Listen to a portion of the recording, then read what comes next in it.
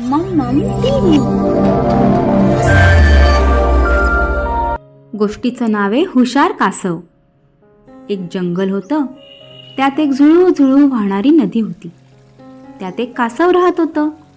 शेजारी झाडावर एक कावळा राहत होता. कावळा आणि कासव अगदी घनिष्ठ मित्र होते. रोज सकाळच्या कोवळ्या कोवळ्या उन्हात दोघंजण मस्त गप्पा मारत बसायचे. एक दिवस कासव दादा सकाळी नदीच्या काठी गवतात डोळे मिटून मस्त उन्ह खात बसले होते.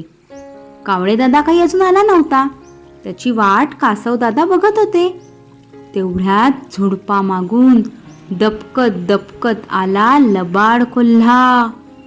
मस्त कासव डोळे मिटून पहुडलंय.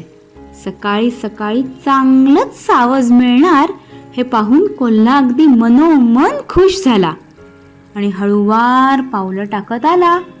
तेवढ्यात कासवदादांनी डोळे उघडले. समोर आ वासून आलेला कोल्हा पाहून कासवदादाला धडकीच भरली. आता आपल्या गतीने पळणं तर काही शक्य नाही, म्हणून त्यांनी पटकन मान आणि तोंड पाठीवरच्या कवचाच्या आत घेतली. तेवढ्यात कोल्ह्यानी त्याला त्याच्या दातात पकडलंच. कोल्ह्यानी त्याला चावण्याचा बराच प्रयत्न केला, पण पाठीवरच्या कडक कवचामुळे त्याला काही कासवाला चावायला जमेना. त्यांनी वरून चावलं, खालून चावलं, कासवाची पाठ इतकी टणक होती की कोल्ह्याचे दात दुखायला लागले. शेवटी त्यांनी कासवाला तोंडातून खाली टाकलं आणि कुठल्या बाजूने आपल्याला खाता येईल याचा विचार करू लागला. कासवाला समजलं आता आपली काही धडगत नाही, काहीतरी डोक्याने काम करायला लागेल. मग कासवाने क्षणभर विचार केला आणि त्याला एक युक्ती सुचली. तो कवचाच्या आतून हळूच म्हणाला, अरे कोल्हे दादा, माझं पाठीचं कवच आहे इतकं टणक, ते कसं बरं चावता येईल? त्यापेक्षा ते जरा पाण्यात भिजत ठेव. पाण्यात भिजत ठेवलंस तर मऊ पडेल, मग तुला चावता येईल. मूर्ख कोल्ह्याला ते खरं वाटलं क्षणभर, पण यात काही काळं बेरं नाही ना असा तो विचार करत होता. शेवटी त्यांनी कासवाला उचलून नदीच्या उथळ पाण्यात ठेवलं.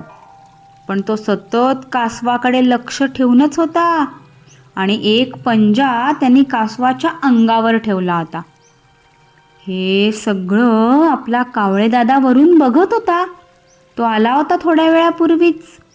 काहीतरी करून कोल्ह्याचं लक्ष विचलित केल्याशिवाय कासवाला पळ काढणं शक्य नाही हे कावळ्याच्या लक्षात आलं. काय बरं करावं? त्याला एक मस्त गंमत सुचली आणि त्यानं काव काव काव असा जोरात आवाज करायला सुरुवात केली. पण कोल्हा पक्का जरा म्हणून मान वर करून बघायला तयार नाही. शेवटी कावळा उडत उडत कोल्ह्याजवळ गेला आणि कावळ्यानी कोल्ह्याच्या डोक्यावर शी केली. आपल्या डोक्यावर घाण पडलीये हे कोल्ह्याच्या लक्षात आलं. आता मात्र कोल्हा चांगलाच वैतागला. चिडून त्याने वर पाहिलं तर कावळा. कोल्हा ओरडला, ए कावळ्या, वेड्या, कळत नाही का? माझ्या डोक्यावर घाण करतोस? कशाला केली माझ्या डोक्यावर घाण? कावळा म्हणाला, अरे मी नाही, दुसरा कावळा असेल. नाही नाही, तूच होतास. अरे नाही रे, मी नव्हतो. जाऊ दे, हे बघ, तुझ्या पंजानी पुसून टाक तुझं डोकं, नदीच्या पाण्यात धुवून टाक. कोल्हा पण हुशार. त्यांनी कासवाच्या अंगावरचा पंजा न काढता दुसऱ्या पंजाने डोकं पुसलं. कावळा म्हणाला, नाही नाही, थोडं डावीकडे पुस अजून. तिथे नाही रे, थोडं उजवीकडे. अरे खाली खाली, अरे वर वर, थोडंसं वर, डाव्या पंजाने पुस बरं. असं म्हटल्याबरोबर कोल्ह्याने चुकून पाण्यातला डावा पंजा काढला आणि डोकं पुसलं. त्या क्षणी कासव सूर मारून पाण्यात दिसेनासं झालं. कावळा म्हणाला, आता स्वच्छ झालं हं डोकं, असं म्हणून कावळा उडून गेला. कोल्ह्याने नदीच्या पाण्यात पाहिलं तर कासव कुठेच नव्हतं. अरे च्या, कासव कुठे गेलं? ए कासवा, बाहेर ये, शहाणपणा करू नकोस. कासव मात्र नदीच्या पलीकडच्या बाजूनी, कोल्हे दादा मी इथं आहे, येतोस का पकडायला, असं म्हणून कोल्ह्याला चिडवत होतं. कोल्हा चरफडत निघून गेला.